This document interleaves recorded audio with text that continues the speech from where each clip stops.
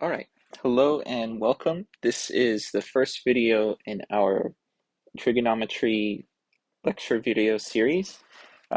This video will cover section 6.1 and it's on angles, arc length, and circular motion.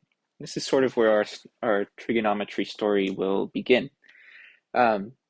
Trigonometry is in a sense related to geometry in that we're looking at properties.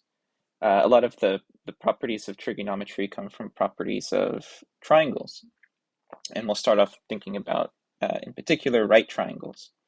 But triangles have angles, angle measures. So we'll be discussing angles.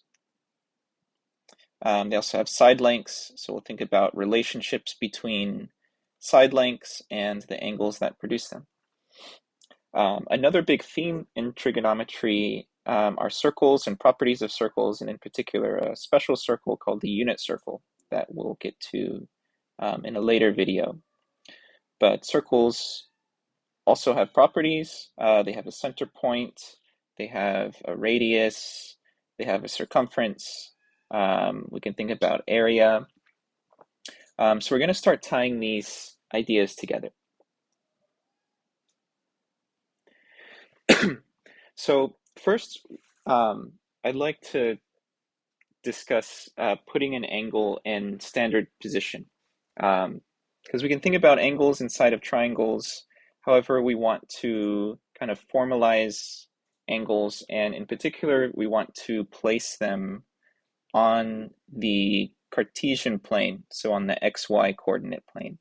And so there's kind of a standard way to do this. So hence the name standard position. So putting an angle in standard position.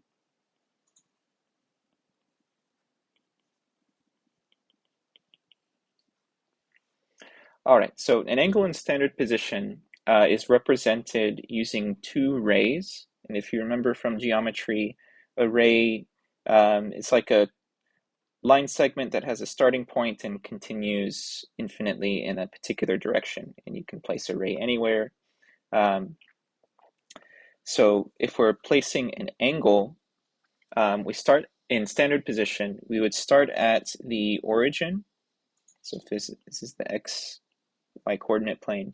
Start at the origin. The first ray is always the x-axis going in the positive direction. And then we can imagine some angle. I'm going to use this symbol theta for the angle. So imagine some angle that is produced by making a second ray somewhere in the xy plane. So we would call this angle that's produced theta. So that's what the symbol means. So we'll just define this as theta. It's a Greek symbol. It's sort of like what we'll use as our variable a lot of times. So it'll just stand for an angle. So we can define a couple of these properties. We would call this ray the initial side of the angle. This ray we would call the terminal side. Basically, it's the line where the angle terminates, where the angle stops. And theta, when theta is positive, it's defined as this counterclockwise rotation. So notice we went counterclockwise.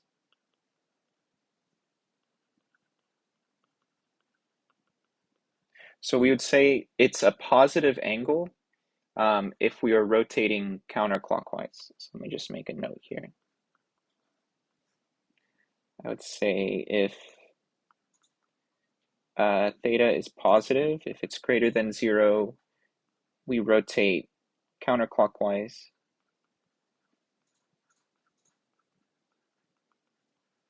And if the angle is negative, if it's less than 0, that would be a clockwise rotation. And we'll see some examples of that. So this is all just a standard way of representing an angle. And once we define this standard way, we can start to define properties and work with them in a more formal way. So let's see a few examples of angles in standard position. First one is 45 degrees. So we can have our XY axis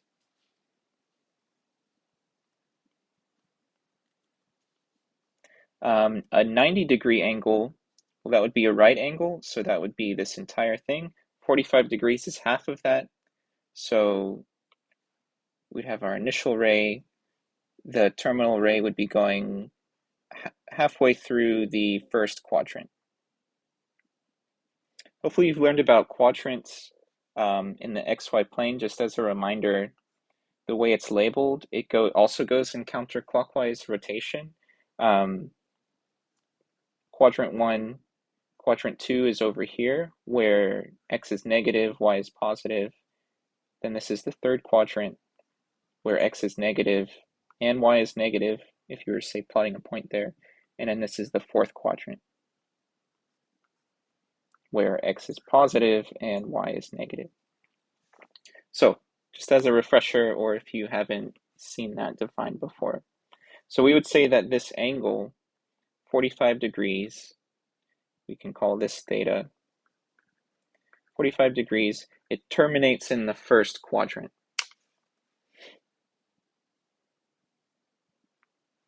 All right, B is negative 90 degrees. Let's draw some axes again.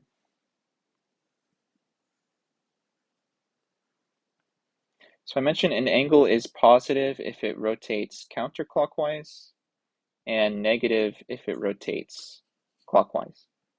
So this would be positive 90 degrees. So if I want an angle of negative 90 degrees, it would just rotate the other way and end up down here. So we can call this initial ray.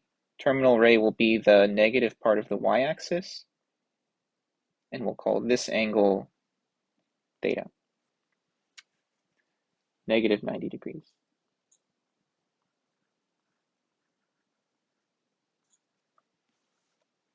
There's a special name for angles that terminate on the edges of the quadrants. Call those quadrantal angles, which is a fun name. Because you couldn't say like which quadrant this angle terminates in, because it's on the division between quadrants 3 and 4. But it rotates through the fourth quadrant. All right, let's look at C. C is 225 degrees.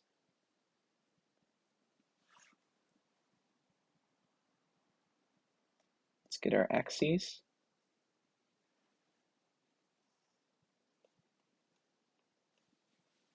Hmm, 225, what quadrant would that be in? Well, the first quadrant is 0 to 90 degrees, so it's not there.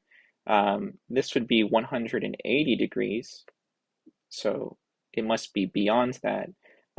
This rotation is 270, so it's somewhere in the third quadrant. Well, 225 is 45 degrees more than 180. So kind of related to this 45, it's like the 45 degree in the third quadrant. That's where it's going to terminate. This would still be our initial ray, and the angle will rotate all the way through the first and second quadrant and terminate there. That's our angle of 225 degrees. All right, and then example D, 405. Let's get our axes. So 405, where would that be? Well, one whole rotation, hopefully you should know, is 360 degrees, doing a 360. So it must be more than a whole rotation. And that's okay. You can rotate as many times as you want to in either direction. If we did 405 minus 360, to kind of relate it to where the angle should be, you should get 45 degrees. So it's going to terminate in the same location. We would still have the initial ray here. So it's going to terminate in the same location as the 45-degree angle. And we'll talk more about this later, but we would call that coterminal, meaning it terminates in the same spot. But instead of, in the case of the 45-degree angle, just rotating through that little corner, this angle rotates all the way around first and then ends up in the same place. So maybe we would draw it like that. This is an angle of 405. And so we would call these two coterminal, 45 degrees and 405 degrees. And this term will come up at a later time. And it's of importance because coterminal angles share properties. So it becomes a useful thing to notice. All right, but that's just how we can represent an angle in what's called standard position.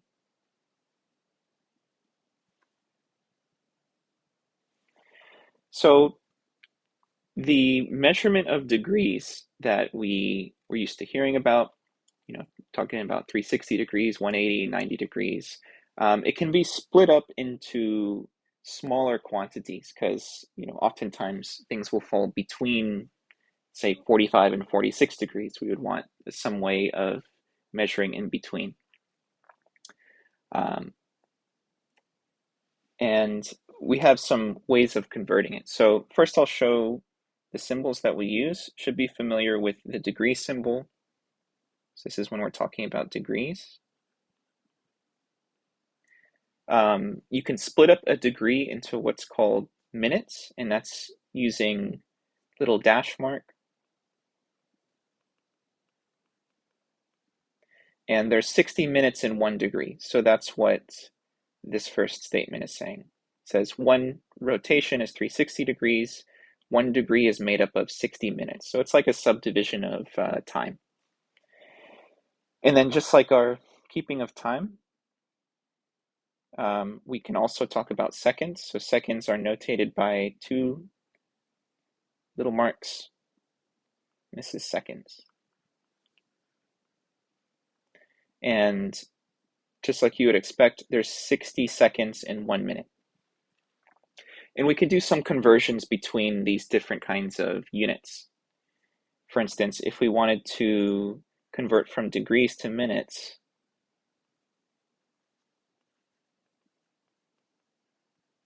we would take the number of degrees that we have and multiply by 60, because there's 60 minutes in 1 degree. So in a sense, a degree is like an hour, but kind of a weird comparison. Okay. If we wanted to go from minutes to degrees, to go the other way,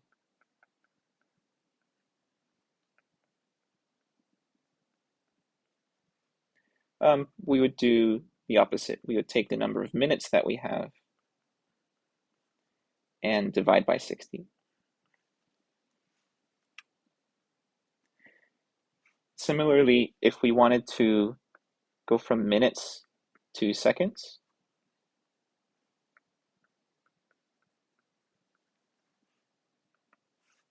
we would take the number of minutes that we have and multiply by 60.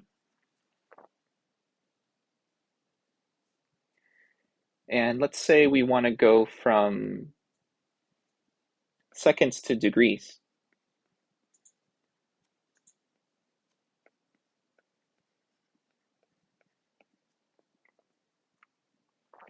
Well, what can we do? Because notice we're kind of skipping up a few levels here. Well, we could first take the number of seconds and convert it to minutes. In that case, we would divide by 60. And then we would have to convert from minutes to degrees. So we would end up dividing by 60 again. So we essentially have two 60s in a denominator. So 60 times 60 is 3,600. So we can make a little shortcut and just divide seconds by 3,600. And this will be useful when we have to do conversions. And there'll be a few questions like this in the homework they like to ask about doing these. So let's see a couple examples, but pretty soon we're going to be out of degree measure and into another way of measuring angles. Okay, let's look at this first example about converting between decimal form, degree, minute, second form. So it's asking us to convert 50 degrees, 6 minutes, and 21 seconds to a decimal in degrees. And then it asks us to round our answer to 4 decimal places. I was going to make special note about stuff like that. So we can see this as 50 degrees plus 6 minutes plus 21 seconds. We already have the 50 degrees. We just need to convert the 6 minutes into degrees and the 21 seconds into degrees. So that's part of why I showed the seconds to degrees conversion up here. Bring it back up. So we can say we have 50 degrees plus, if we want to go from minutes to degrees, we divide by 60. So we can say 6 divided by 60, that will then be converted into degrees, plus 21. We said if we wanted to convert seconds to degrees, we would divide by 3,600. So if you do these divisions, add this all up, maybe punch it into a calculator, you should get, rounded to 4 decimal places, 50.1058 degrees. So that's an example of converting something that's in degree, minute, second form to just a degree with decimals.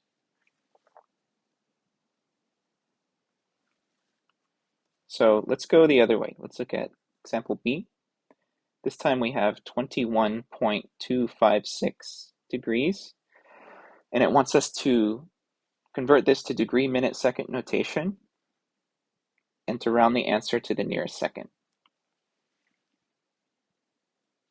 So how can we go the other way? Well, we can see this as 21 degrees plus some change, plus a little bit extra, plus 0.256 degrees. And let's convert this into minutes and seconds.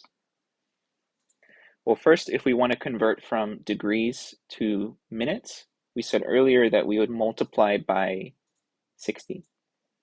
So this would be 21 degrees plus 0.256 times 60, and this would convert it to minutes. If you do that multiplication, you should get 15.36. So this is 21 degrees plus 15.36 minutes. And we can do a similar trick. So we can take the 21 degrees plus, we have 15 whole minutes plus a little bit extra, plus 0.36 minutes. And then now we can convert this decimal of minutes into seconds, again by multiplying by 60, because there's 60 seconds in every minute. So let's take 21 degrees plus 15 minutes plus 0.36 times 60. This will convert it into seconds. If you multiply that out, you get 22 point something, and it will round down, or it will round to 22. So we end up getting 21 degrees plus 15 minutes plus 22 seconds. Forget if it rounds up or down to 22, but that should be where you land up. So just some conversion between these two formats.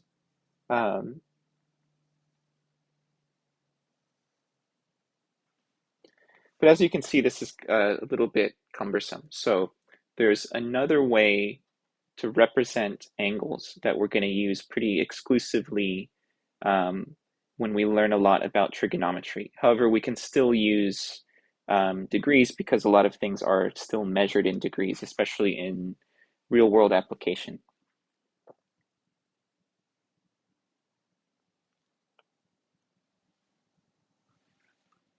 Okay, this next section is on finding something called the length of an arc of a circle. And this is where we'll be introduced to our new unit of measurement. So let me see. I think I can make a circle here. Oops. Let's use this. Yeah, it's a bit nicer. So let's say we have a circle at some center point, and we can say that this distance would be the radius.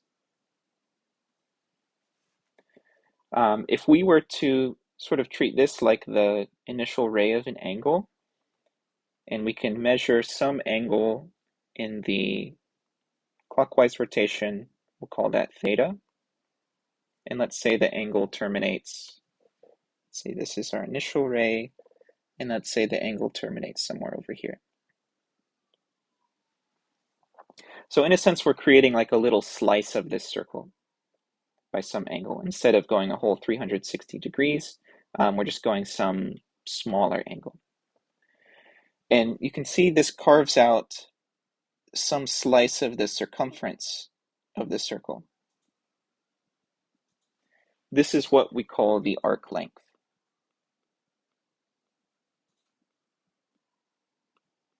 And it's like a curved arch, or like an arced path. So let's define our new unit of measurement, and it's called the radian. So this is the radian angle measure.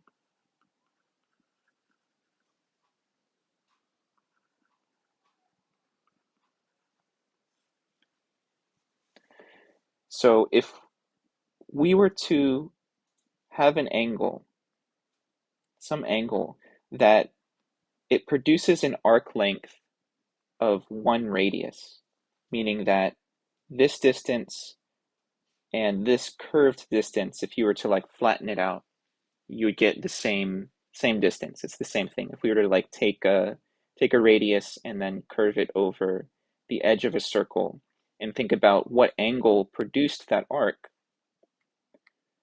that's what we're calling an angle of 1 radian. So let's define it here and say if some angle theta produces an arc length of r of 1 radius, then we would say that angle theta is 1 radian in measure.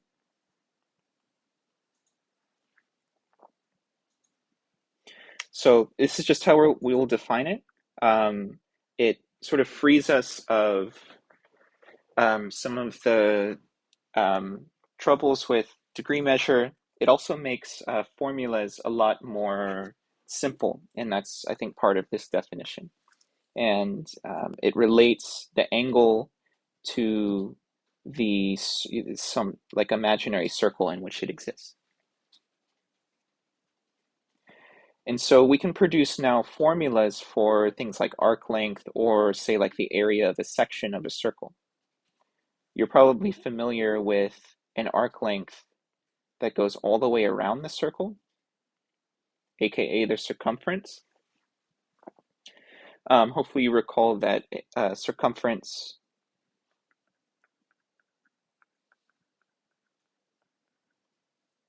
the formula for that is 2 pi r. So 2 pi times the radius of the circle. And we'll talk about area in a later section. But let's say we don't want the whole circumference, we want some smaller section. We want to be able to find the arc length of any particular, the arc length produced by any particular angle, not just all the way around, not just 360 degrees.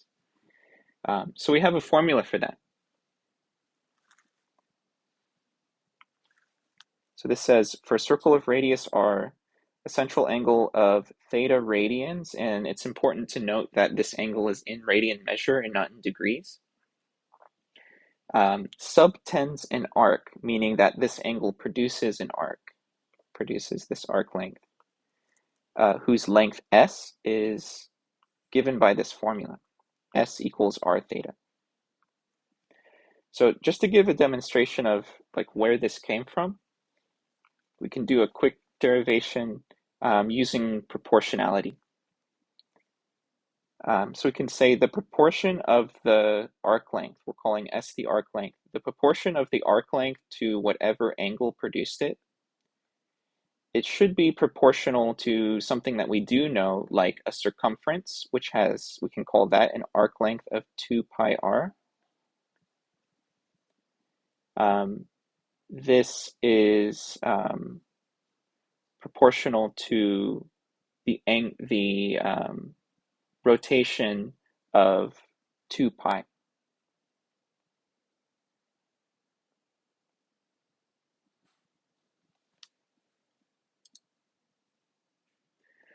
This is coming from a definition that 360 degrees, and I'll write this maybe over here, 360 degrees is equal to 2 pi radians.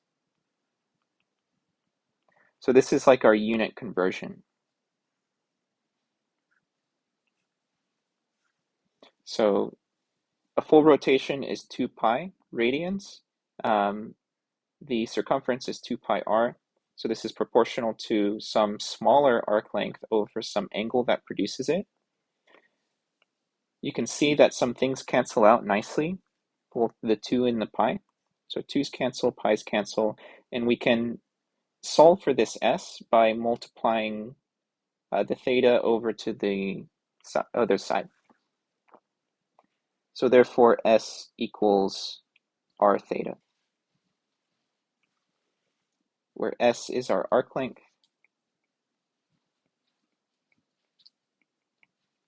r is the radius of the circle, and theta is the angle, specifically in radians.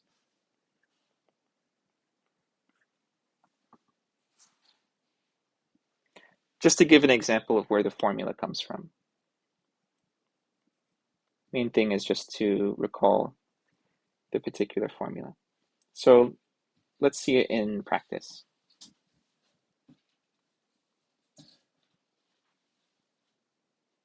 So this question is asking us to find the length of an arc of a circle of radius 2 meters. So they're giving us our radius value, subtended by a central angle of 0.25 radian.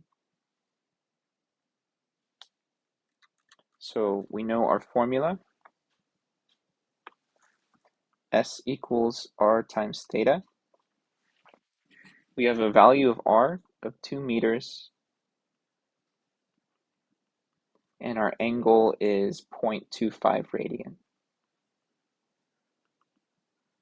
Eventually we'll stop writing radian and it will be implied that the angle is in radian measure unless we see a degree sign like 45 degrees. But I'll write it for now because it's a new unit that we're working with. So we just need to plug everything in. This arc length is equal to the radius of 2 meters times 0.25 radian. 0.25 times 2 is 0.5, so our arc length is 0.5 meters. So pretty simple, just using the formula.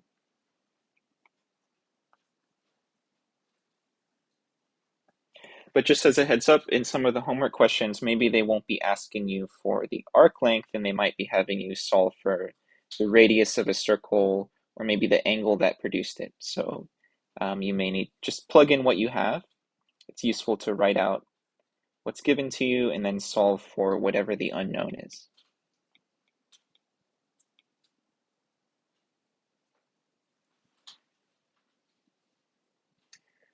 All right, this next section is just on converting between radians and degrees.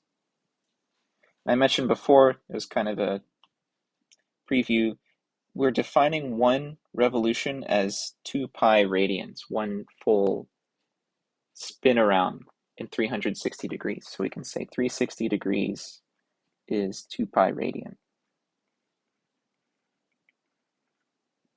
So we can just either solve this for degrees or for radians. If we wanted to say, well,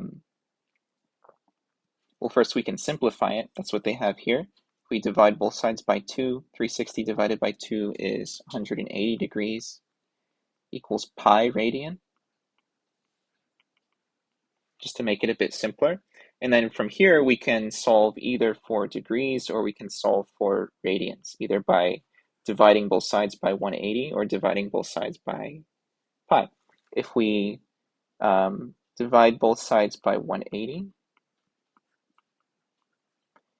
we would get this first statement here, that 1 degree is pi over 80 radian. So this is your conversion factor. This is how you convert from degrees to radians. If you're taking a chemistry class, maybe you've been doing some dimensional analysis and using conversion factors to convert between units. So this is the same thing here. We could have done the other thing and solve for radians here, divide both sides by pi. That would cancel and we would get this second statement, that 1 radian is equal to pi over, or I'm sorry, to 180 over pi degrees.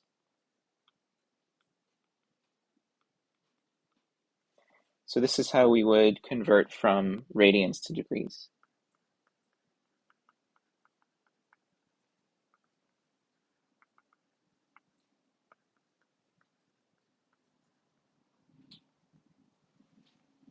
So let's get some practice. Converting from degrees to radians. First is 60 degrees. If we want to convert from degrees to radians, you multiply by pi over 180.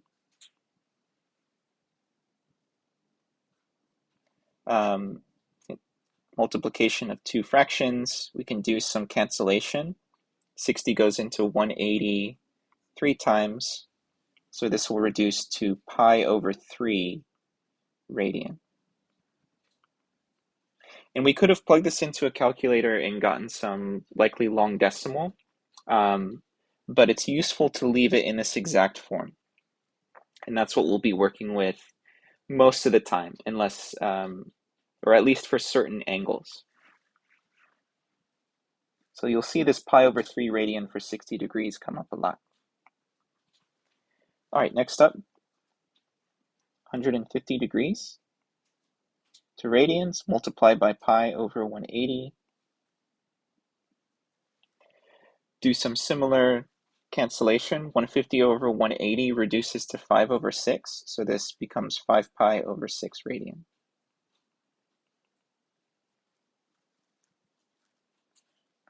In C, we have a negative angle, but the same idea applies. We have negative 45 degrees. Converting to radians, multiplied by pi over 180. 45 goes into 180 4 times. Think about 45 degrees, another 45 degrees, another 45 degrees. 445 degrees gives us 180. And you can just bring the negative with you. We can have negative degree measure in radian as well. Those same rules apply. Positive radians rotate clockwise, negative radians rotate.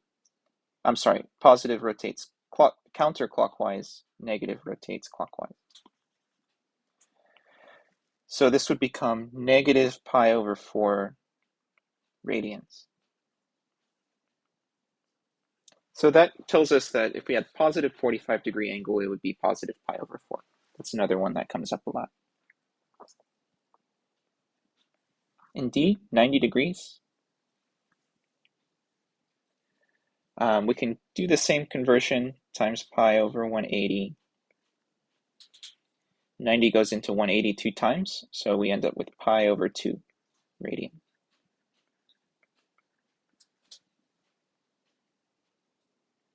So these are all nice fractions that reduce. E is a little bit more messy.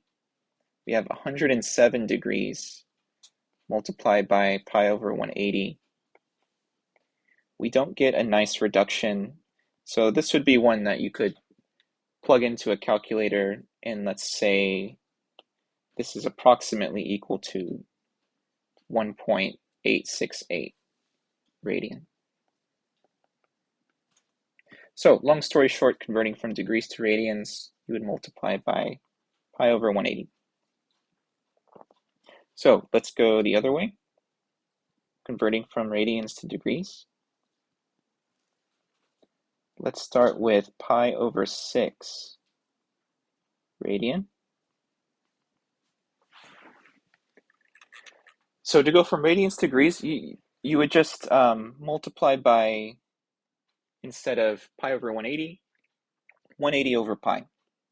Do the reciprocal. This will pick up the degree. 6 goes into 180 30 times. Think about 6 goes into 18 3 times. You have the extra 0. The pi's will cancel, and you'll end up with 30 degrees. For B, 3 pi over 2 radian, multiply by 180 over pi to convert to degrees.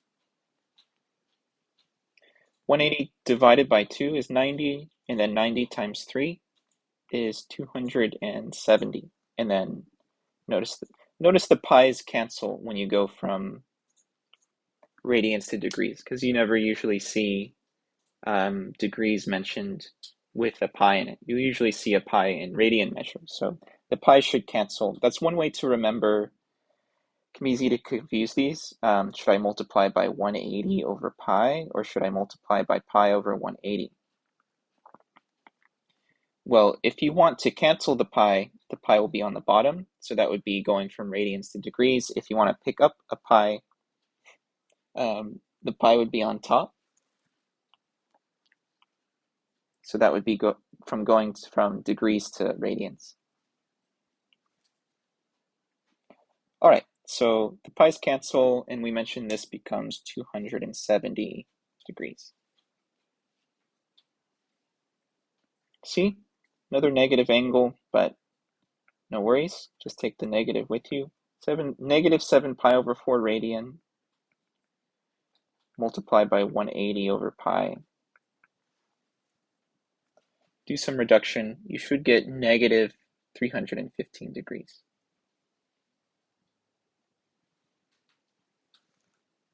For D, we got positive 7 pi over 3. I'll skip writing radian. Multiplied by 180 over pi. 180 divided by 3 is 60. The pi's cancel. 60 times 7 is 420 degrees.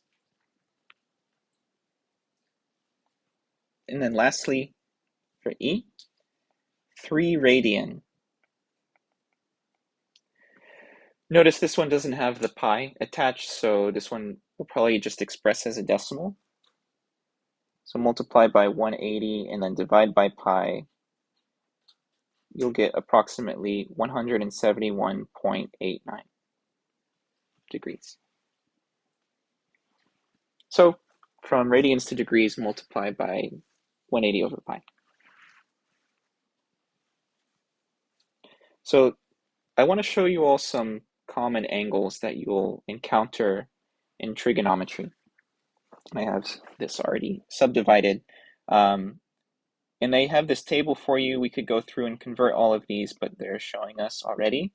So we have 0 degrees is 0 radians. And so we would call 0 degrees right here. starting just on the x-axis. There's been no rotation, so it hasn't moved at all, so it stays on the initial side. But we could also go all the way around the circle and end up back at the start. That's 360 degrees. We have that down here, and we said earlier that was 2 pi radians. So this is either 0 degrees or, this is either 0 radian, that's what we want to be talking in. So 0 radian or 2 pi radian. Those are coterminal angles. They terminate at the same spot, which is the positive x-axis, but one goes all the way around and one never moves at all. So if we think about just a circle and splitting it up, we can start to get some of these other radian measures for free. So if one whole rotation is 2 pi, well, half of that rotation should be 1 pi. So that's your 180 degrees. 1 pi would be over here. And well, if this is 1 pi, well then half of that would be pi divided by 2, or pi halves. So that gives you your 90 degrees. What about down here at 270? Well, if this is 1/2 pi, that would be 2 halves pi, or pi. So that would make this 3 halves, 1/2, 2/2, 3 halves. So 3 pi over 2. That's equivalent to 270 degrees. Notice that's what we got over here. Okay, well, let's do some more subdivision. If this is pi over 2, 90 degrees, if we want to divide that in half, that would be 45 degrees, half of that first quadrant. Well, pi over 2 divided by 2 will give us pi over 4. So we get our 45 degrees is pi over 4 radians. And we can start to count in pi over 4s. If that's 1 pi over 4, 2 pi over 4 is pi over 2. The next quarter would be 3 pi over 4. Then we got 4 pi over 4, which reduces to pi. So this next quarter should be 5 pi over 4. 6 pi over 4 would give us 3 pi over 2. So one more, let me reset this. One more quarter rotation would be 7 pi over 4. And then 8 pi over 4 reduces to 2 pi. So we get all of our middle angles, the things in the middle of the quadrants. So that's pretty good. These other angles that I have, this is 30 degrees and this is 60 degrees. This isn't half of pi over 4. It kind of looks that way depending on based on how I have it drawn. More accurately, it would be a bit closer. Oops, did not mean to erase that. It would be a bit closer to pi over 4. So 30 degrees, I think we did that conversion earlier, is pi over 6. This angle up here is represents 60 degrees. So that would be twice 30 degrees. So multiply that by 2. Pi over 6 times 2. That would reduce to pi over 3. So 60 degrees gives us pi over 3. So just trying to show where these are coming from a visual perspective in terms of slicing up our whole circle. And there's related angles in each of these other quadrants too that are related to this 30 degrees and 60 degrees. And that's what they have also listed out here.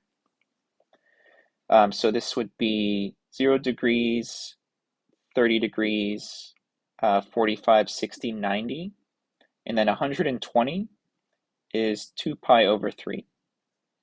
You can read these off of this chart. But okay, so let's just keep going. This angle, so we had 120, this would be 135 for 3 pi over 4. Next is 150 over here. This is 5 pi over 6. Then we have pi. This next angle for 210 degrees is 7 pi over 6. This is 30 degrees more than 180. So kind of related to this 30 degrees. And notice the 6 in the denominator. Then we have 5 pi over 4, that's our 225. Then another 15 degrees gives us 240, or 4 pi over 3. Then we have our 3 pi over 2 here, which we already have. Next up, reading off the table, is 5 pi over 3. And 7 pi over 4, and then this one is 11 pi over 6 for 330. So I know this is a lot of information. Don't want to confuse you for now, but these are all special angles that come up a lot as we learn about trigonometry, because they have these nice values in radian measure. And we're able to get a lot of them just by splitting up the circle, but I'd like for you to spend a little bit of time just looking at this and try to notice what the patterns are. Try to think about the symmetry of things. Notice, on these two angles, they both have a pi over 3. Notice on these two angles, they both have a pi over 4. Here, they both have a pi over 6. There's similar kind of symmetries down below as well. I will just say now, you will need to ultimately be able to memorize all of these angles. I know it feels like a lot now, and we'll definitely get there in time. And then there's certain properties of these angles that we will build into our memory. And obviously it's a lot of information, but I would say start with just this first quadrant. If you can remember, we have 0 degrees, or 2 pi, pi over 2, and then it's pi over 6, pi over 4, pi over 3 for 30 degrees, 45 degrees, and 60 degrees. That will be a big start, because we'll be able to use a lot of properties of symmetry between these points. If you imagine there's points here, or these angles producing these points, and their associated sort of partner in the other quadrants. And notice down here too, if we were to draw a vertical line, that's another pi over 3 angle. So I won't go too much farther into that now, but I just want to already show this to y'all, just to start to get ready to think about these particular special angles. They're called special angles in trigonometry. And they're actually, as we'll see, related to 30, 60, 90, and 45, 45, 90 triangles, which maybe you've talked about before in a geometry class a long time ago.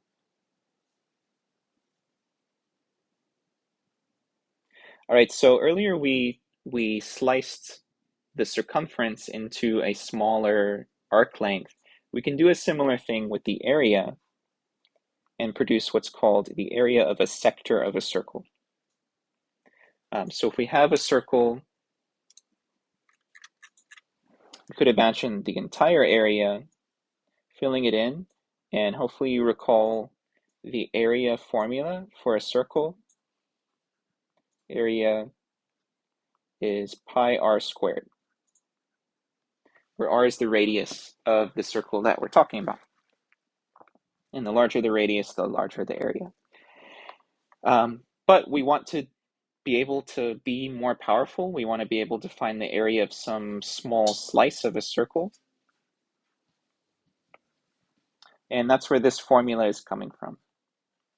So area of a sector. They say the area A of a sector of a circle of radius r, formed by a central angle of theta, that's this angle that produces the slice, is given by this formula, 1/2 r squared theta. Where is that coming from? Well, we can do a similar derivation. We can say by proportionality, that the area of a circle over the angle that produces it, that proportion should be equivalent to the area of a full circle, which is pi r squared, divided by the angle that produces a full circle, which we've been saying is 2 pi.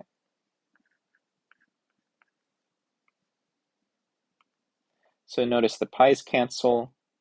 We still have this 2 in the denominator. That's going to produce the 1/2.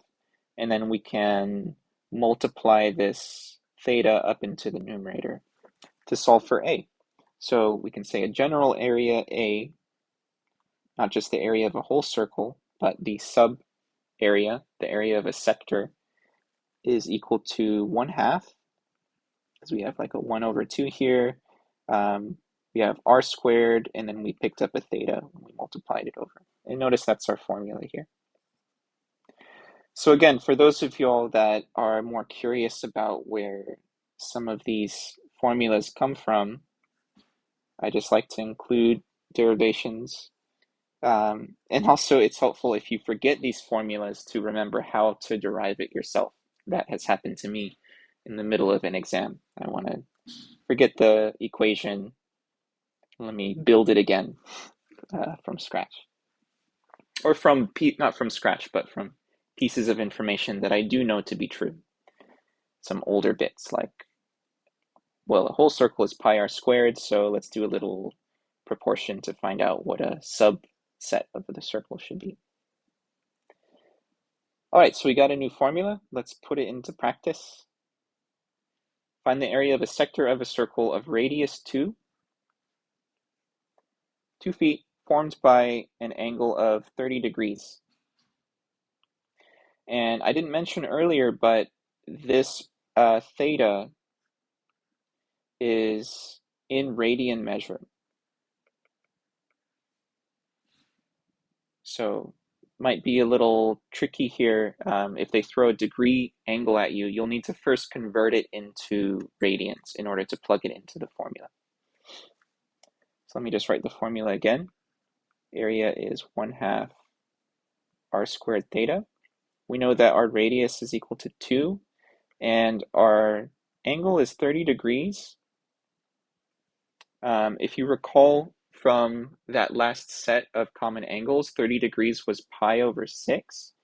If you don't remember, you can just use your conversion to convert from degrees to radians, multiply by pi over 180. Oh yeah, 30 goes into 180 6 times, pi over 6 radian. Or just pi over 6. So that's our angle. So let's just plug everything in. So our area should be 1/2, r is 2, so plug that in. This will be squared, and theta is pi over 6. 2 squared is 4, so our area should be 4 over 2 times pi over 6. 4 divided by 2 is 2, and 2 goes into 6 3 times, so our area should be pi over 3. Or if you type that into a calculator, you get approximately 1.05, and this would be, in this case, feet squared for area.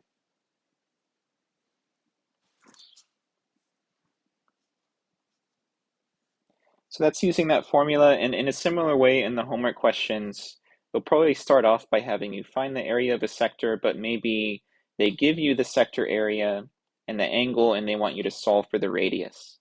Or they give you the radius and the area, and they want you to solve for the angle. So just plug in what you know and solve for the unknown.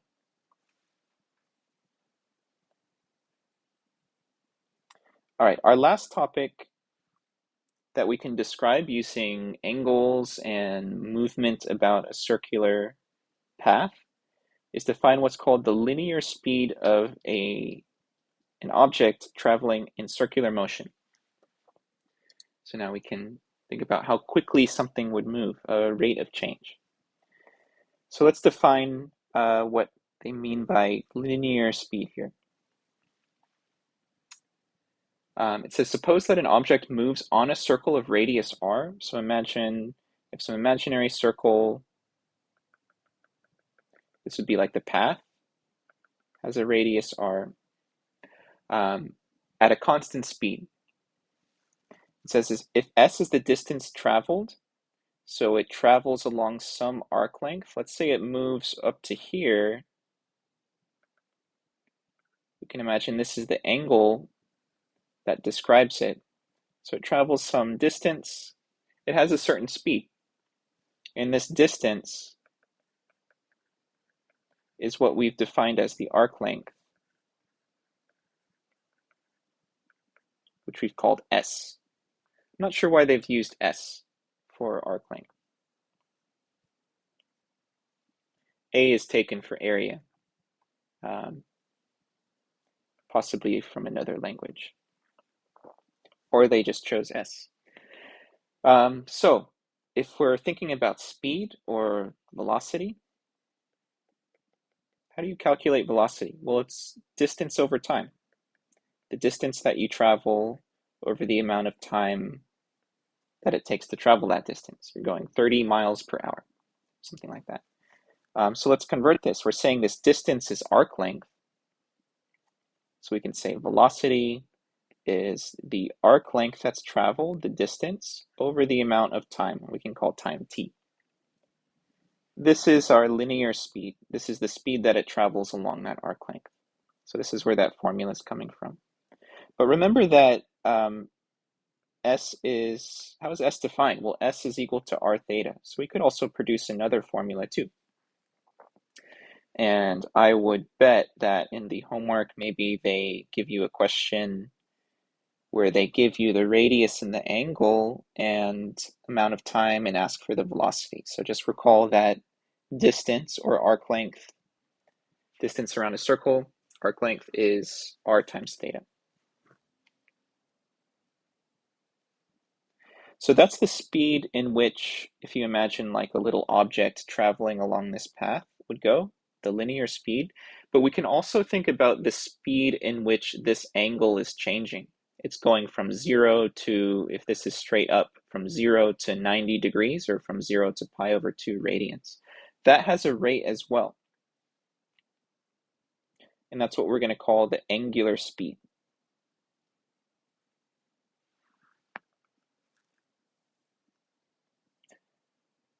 So they use the Greek letter, for whatever reason, omega. Get to use lots of cool Greek letters in mathematics. So this is what we use for angular speed. So this is the rate in which the angle is changing.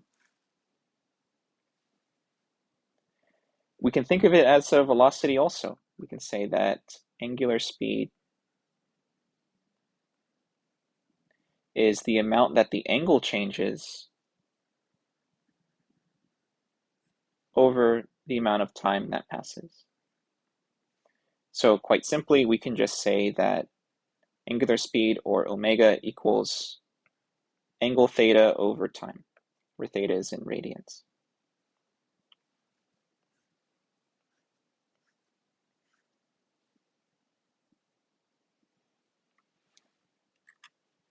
So with this in mind, we can come up with another formula for velocity. So these are just all ways of, like another way of doing our velocity formula. We said earlier that velocity was distance over time, or arc length over time. And then we said earlier, well, arc length is defined as r times theta over, and that can be over time. Notice theta over time. That's our angular speed. So we can say, well, theta over time is angular speed.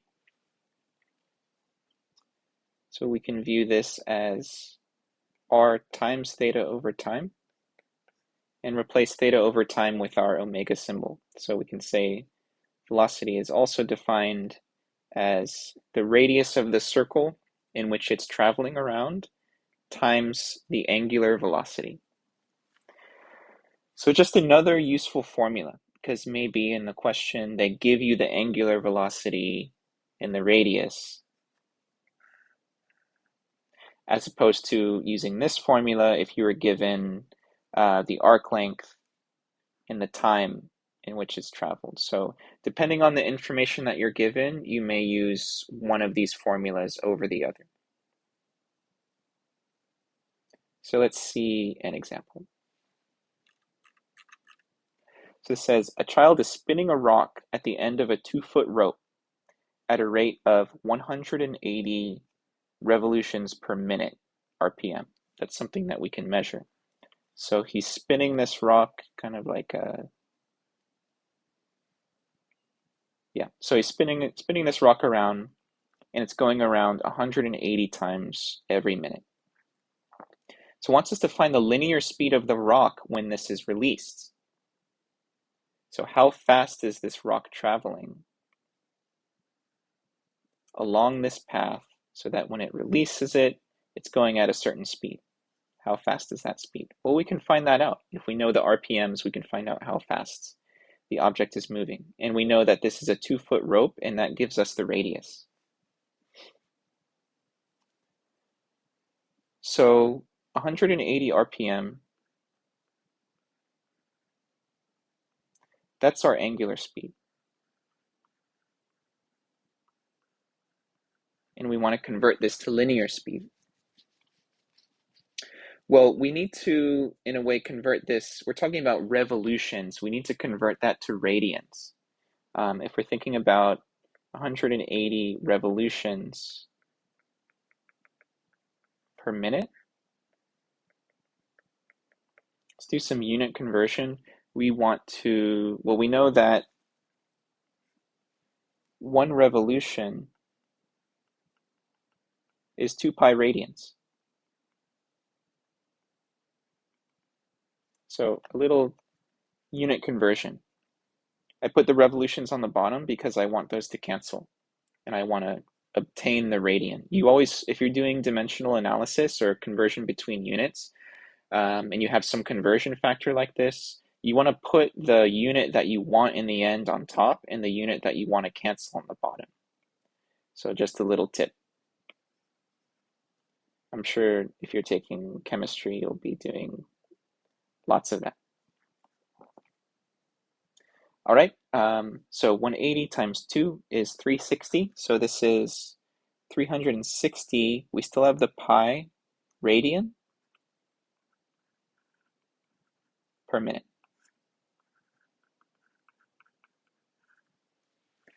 So when using these formulas, we need to be speaking in radians. So it might take a conversion at first. So we know that our angular speed is 360 pi radian per minute. We know that our radius is 2. So we can use the formula that we just had up here, that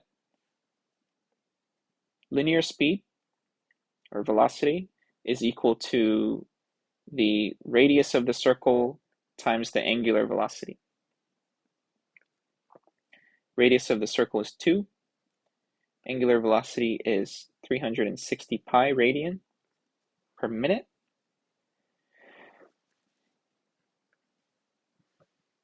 Multiply these out and you'll get 720 pi feet per minute.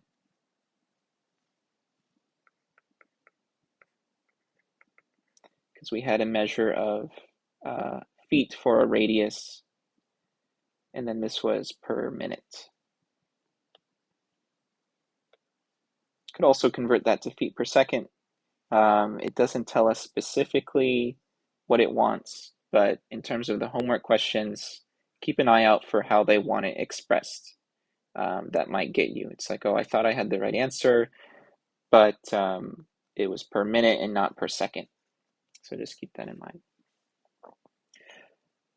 All right, so this has been an introduction to angles, arc length, and circular motion. We talked about angles in degree measure. We converted between decimal, degree, minute, and second measures for angles. We found the length of an arc of a circle. We converted from degrees to radians and from radians to degrees. We found the area of a sector of a circle, and we found the linear speed of an object traveling in circular motion. So with this new unit of measurement, the radian, and our newly derived formulas, we can tell a lot about an object just based off of its circular path, the radius, and the angle that produces the movement. All right, that's all for this video. We'll see you next time.